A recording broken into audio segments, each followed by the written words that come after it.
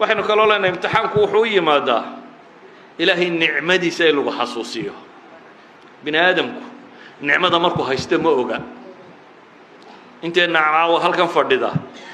yaa saaka intuu soo toosay yidhi alxamdu lilaahi war saaka waa caafimaad qaba mise waad shaqo tagtay una waxa maad xasuusanin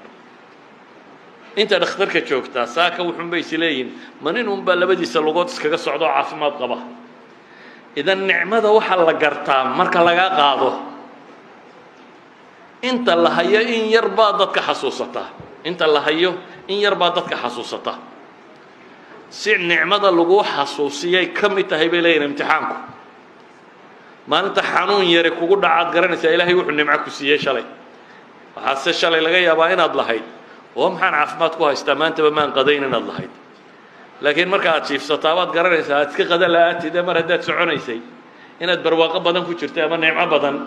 inaad haysatay saa daraaddeed ayay culammadu waxay idhahdaan nicmadu waa tadkiirun bilmuncim waa xasuusin bilaagu baan leeyahay imtixaanku waa xasuusin lagu xasuusinayo allah subxaanahu wa tacaala weyn fadligiisa iyo wixii uu ku siiyey ولذلك بقى إلهي القرآن كوحكوله ولو بسط الله الرزق لعباده لبغوا في الأرض إلهي دتك هدو حولها كودا درجين لها وقوق لها ينبغي إلهي ليه